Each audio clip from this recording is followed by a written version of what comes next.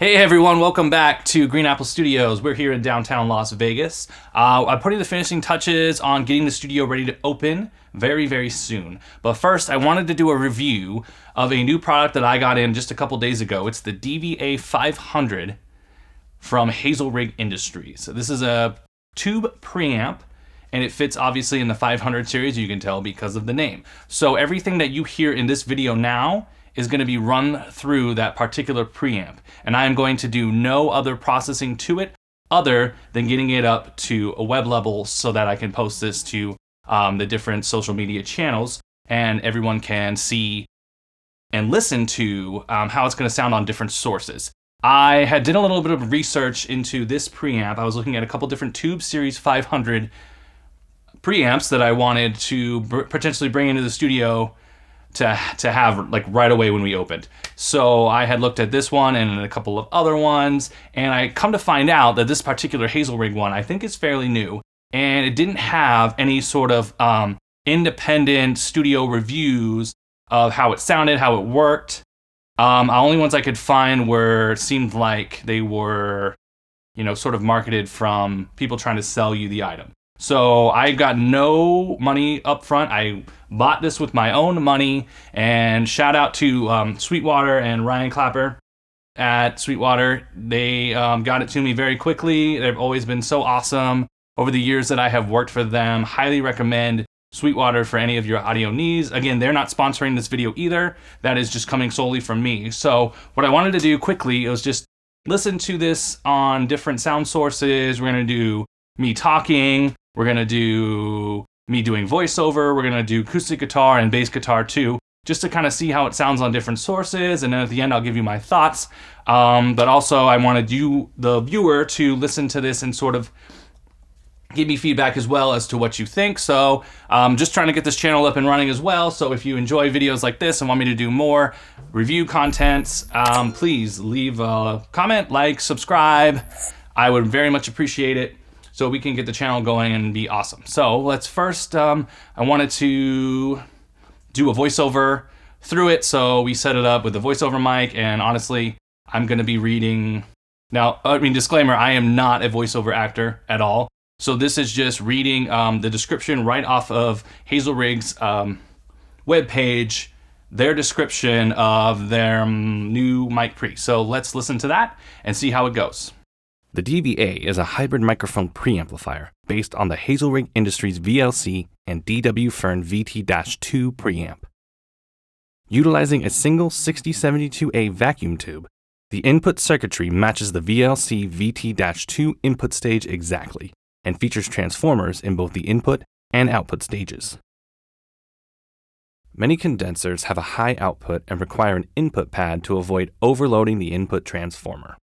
If needed, we suggest using the pad on the microphone if available.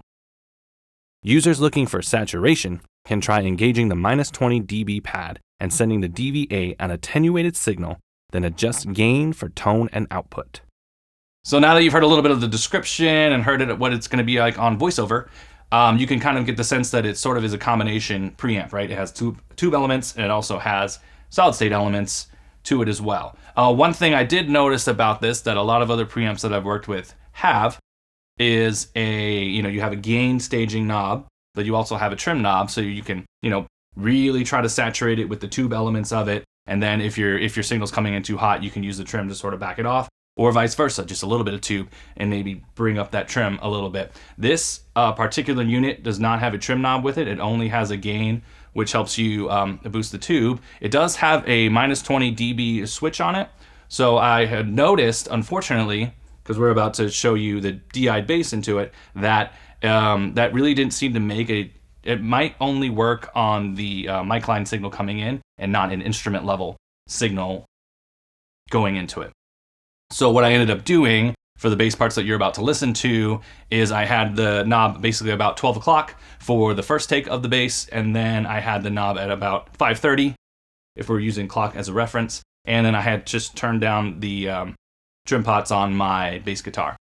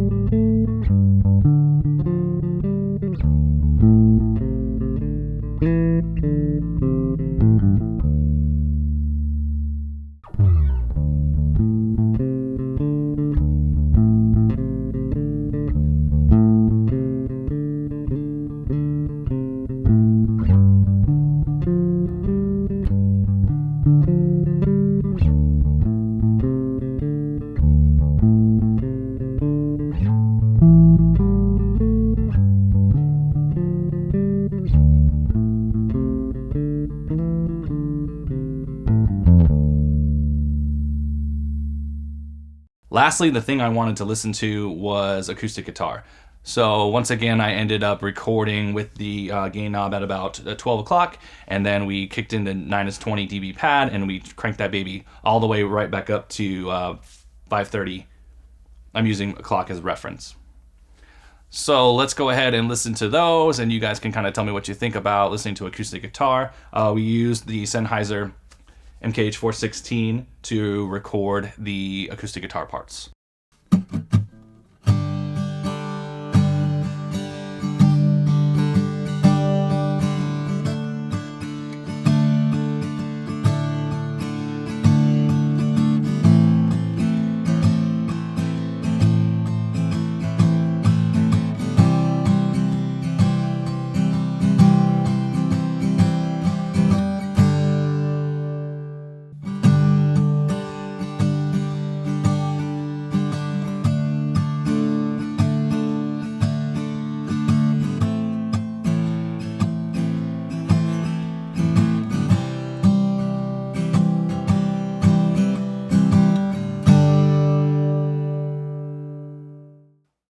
Final thoughts. Obviously, this is a 500 series preamp, so it's going to be limited just for the space that's inside of the unit in order to be able to get it into a 500 rack that you're going to be limited to. So obviously, we call this a tube amp. It has elements of tube, elements of solid state. So it's going to sound different than, like, you think of a full-on tube microphone preamp like that DW Fern. So I really like it. I think it sounds really nice and warm and round, just kind of what exactly you're looking for a tube amp.